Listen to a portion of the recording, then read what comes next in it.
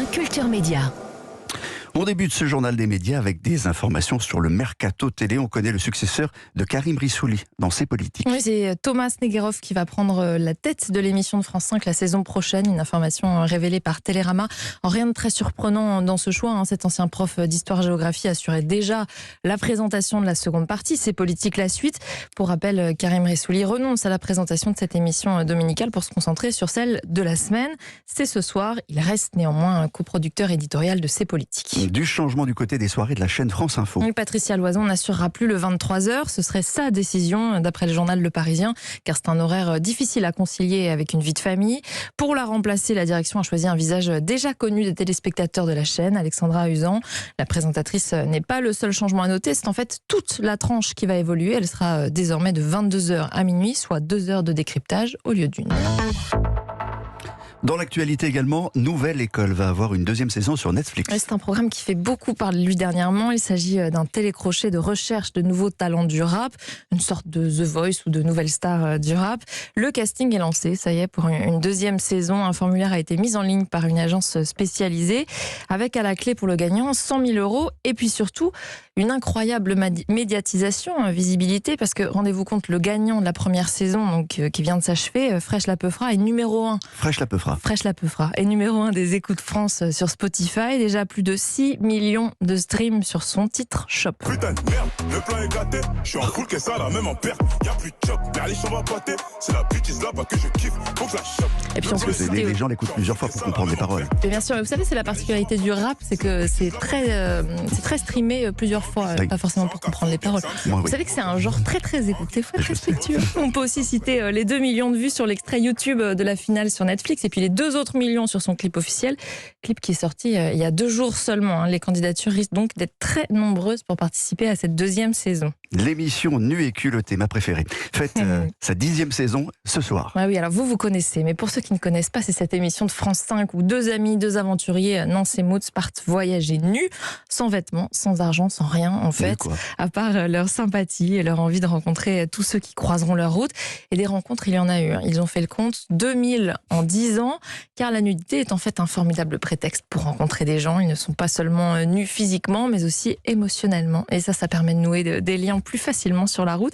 C'est ce que Nance m'a confié. C'est assez drôle d'ailleurs. Ça, c'est un des trucs qu'on n'avait pas imaginé quand on est parti.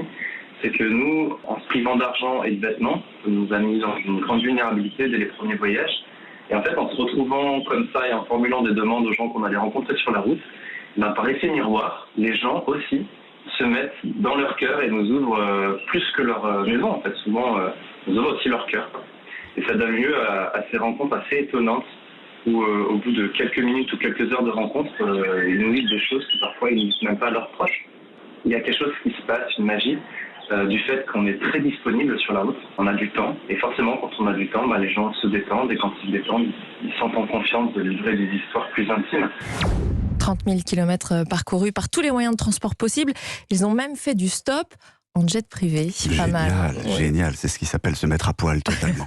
Et pour revenir sur ces moments marquants de l'émission, France 5 propose ce soir un épisode un peu particulier, une sorte de best-of. Cette fois, le duo ne part pas sur les routes, mais accueille 6 personnes qui ont marqué l'histoire de Nus et culottés dans un chez eux éphémère, une cabane dans les bois. L'occasion de faire un bilan de ces 10 années passées à arpenter les routes et à relever les défis plus fous les uns que les autres. Alors Nance et Moots ont revu tous les films de leurs aventures. C'est très émouvant en fait, de nous voir évoluer, de nous voir physiquement évoluer, de voir notre manière de voyager aussi évoluer, de voir toutes ces expériences, toutes ces rencontres. Ça nous a permis de faire le calcul qu'on a passé environ 500 nuits chez l'habitant depuis le début. On a passé seulement 15 dehors. C'est-à-dire que même pas 3% des nuits ont été un échec en fait pour dormir chez l'habitant. Avec le temps, avec le recul, c'est quand même une sacrée bonne nouvelle sur l'état de santé de la société que nous, on a rencontrée en tant que vagabonds. Moi qui ai grandi dans un monde où on me disait fais attention, on ne parle pas à l'inconnu, l'inconnu est potentiellement dangereux. Là, on a vécu une autre expérience. Donc, quand ils vont chez les gens, ils sont à poil. Vraiment? Au fur et à mesure, ils s'habillent un petit peu. Et puis dès la première séquence, en réalité, ils essaient de s'habiller avec des herbes ou avec un peu ce qu'ils trouvent dans les environs, on va dire. Nantes, donc, que vous avez entendu, qui est la moitié du duo de Nus et Culottés, c'est l'émission spéciale, est diffusée ce soir à 21h sur France 5. Et puis, il y aura des émissions inédites les lundis suivants. Vous pourrez notamment suivre leur dernier défi complètement fou, comment ils ont organisé un concert de piano au pied d'un glacier. On termine ce journal avec 2 actualités séries. Why Women Kill n'aura pas de 3e saison. C'est une série du créateur de Desperate Housewives, Mark Cherry. Décision étonnante puisqu'elle avait pourtant été officiellement renouvelée, mais il faut croire que la plateforme Paramount Plus a finalement changé d'avis. Elle n'a d'ailleurs pas justifié ce choix, simplement remercié les équipes de la série.